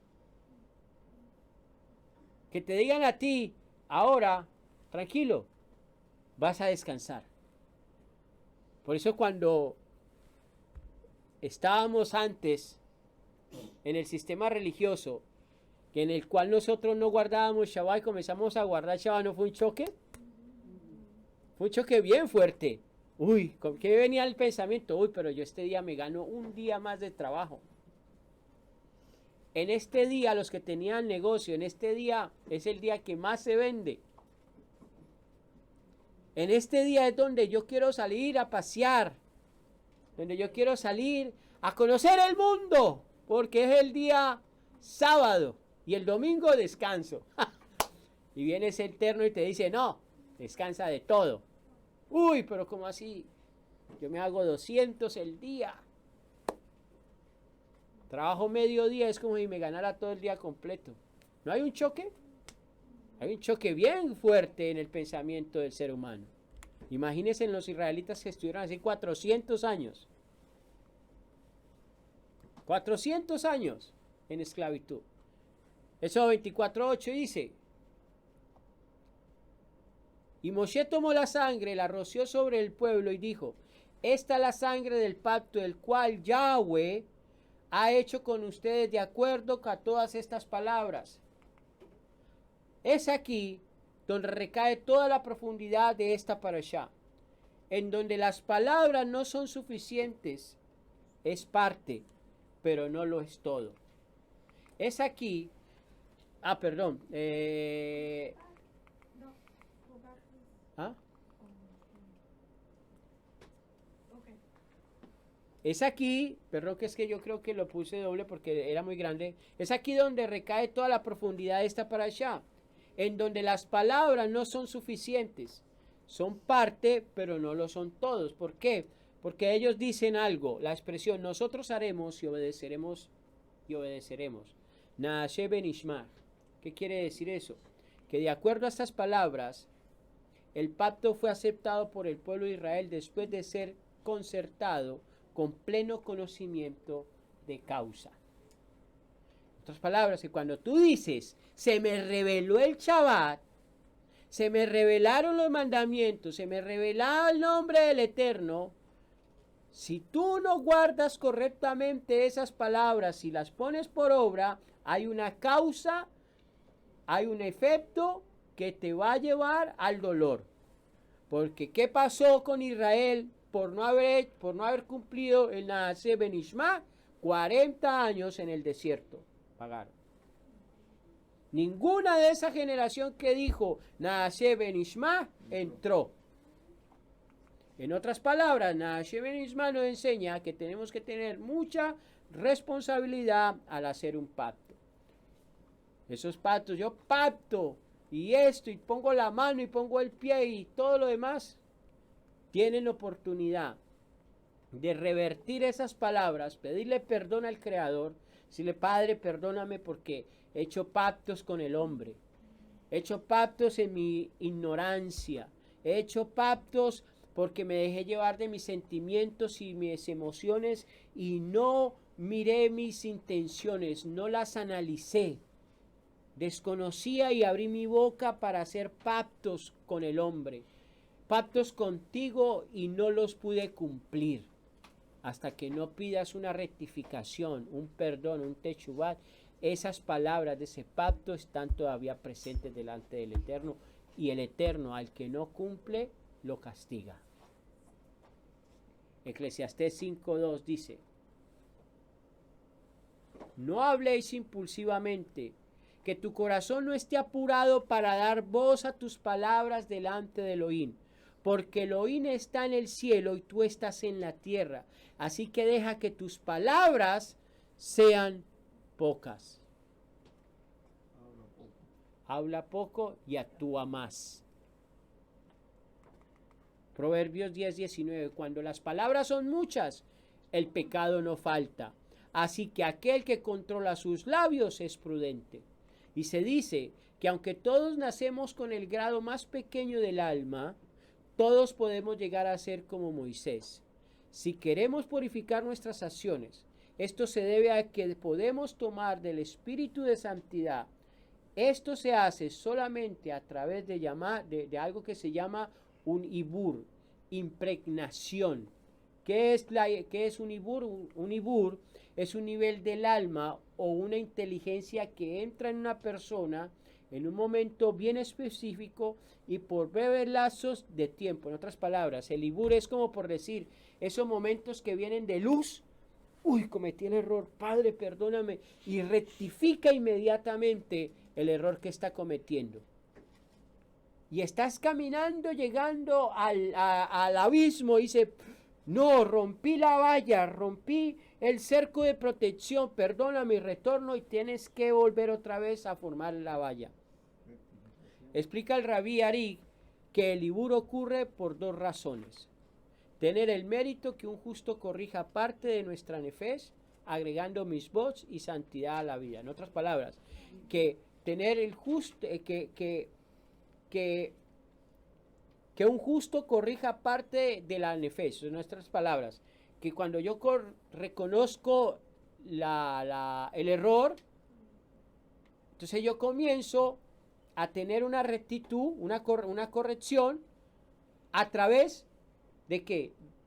De guardar el mandamiento y buscar la santidad de ese mandamiento.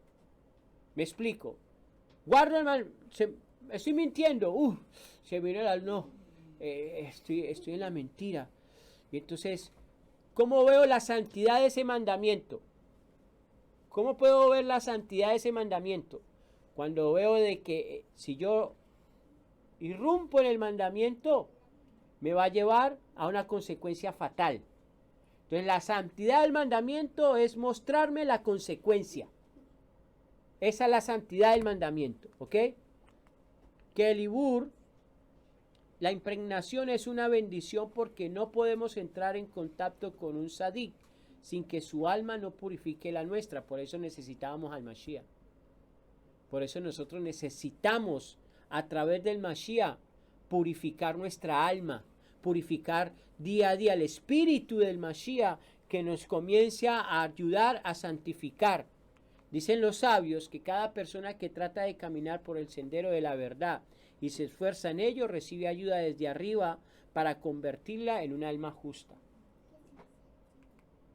En otras palabras, todas nuestras acciones a favor del crecimiento espiritual, como darse de acá, visitar a los enfermos, compartir con otros, etc., hacen que vayamos ganando méritos para atraer el ibur, la impregnación del Mashiach, la luz del Mashiach, la chispa del Mashiach. ¿Qué nos enseña esto? Que a medida que se nos enseña algo, es nuestra responsabilidad por ponerlo por obra o no. En Éxodo 24:15 dice, y con esto termino, Moshe subió a la montaña y la nube cubrió la montaña. Y la gloria de Yahweh se quedó sobre el monte Sinaí y la nube lo cubrió por 6 días. Al 7º día, él llamó a Moshe desde la nube. Yahweh hizo que que Moshe esperara durante 6 días en la corrección, en correlación con los 6 días de la creación, durante los cuales él creó el mundo para el hombre, y en el nivel profético la espera de 6.000 años, los cuales representan el tiempo donde aprenderemos a escuchar y poner por obra las enseñanzas que obtenemos. Esta ha sido la parashá del día de hoy. Mi intención no era en este estudio del día de hoy hablar mitzvot tras mitzvot, mandamiento tras mandamiento, porque creo que son 50 y algo de mandamientos, no íbamos a acabar. Y la idea era ver verdaderamente la responsabilidad y el por qué Hashem nos da a nosotros los mitzvot. Espero en el Eterno que usted haya comprendido la idea. ¿Por qué? Porque hay un antes y un después del becerro de oro. Pero que ese después está en nosotros, en nuestro trabajo, hacer un tikkun, una rectificación de nuestra alma. Y así nosotros poder caminar correctamente delante del Eterno. Ciertamente es un trabajo, es un esfuerzo, pero si tú le pides al Abba que nos dé de su rúa, el poder de su rúa, para poder salir adelante y poder prevalecer, y que de la fuerza que se le dio al Mashiach se nos dé a nosotros, Él nos lo dará. Dice la palabra que el que pide se le dará. Y si la palabra dice que si pedimos se nos dará una buena medida, justa y agradable para que nosotros podamos vivir correctamente, entonces yo creo que el Eterno no fallará a su palabra y nos dará esa fuerza, ese poder que Él quiere darnos a nosotros. Es solamente la medida de cada uno de nosotros queremos avanzar en este camino. Lógicamente es un camino que es, vuelvo y repito, de esfuerzo, de fortaleza, de determinar concretamente, de evaluarnos sinceramente nuestra vida. Porque si no hay una evaluación constante de las cosas que vamos a hacer, vamos a errar. Y todo lo que aprendemos, lo que solamente va a suceder es un conocimiento vano. Dice la palabra que la letra mata, pero el Rúa vivifica. Y si el Rúa está en nosotros, en lo que estamos aprendiendo, es para cambiar nuestra manera de vivir. Para cambiar las cosas que sabemos a conciencia de que nos hacen tropezar.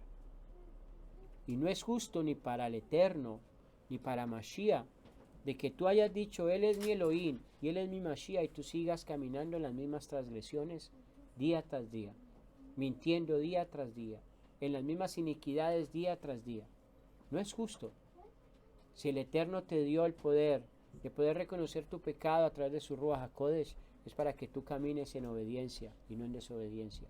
Que la causa, que el efecto sea un efecto bueno a la causa buena que hiciste. Pero si tú haces cosas incorrectas, el efecto va a ser doloroso para tu vida. Quien les habla el Roe Walter Díaz de la Quejilá en su presencia, ubicada en Roselle, New Jersey.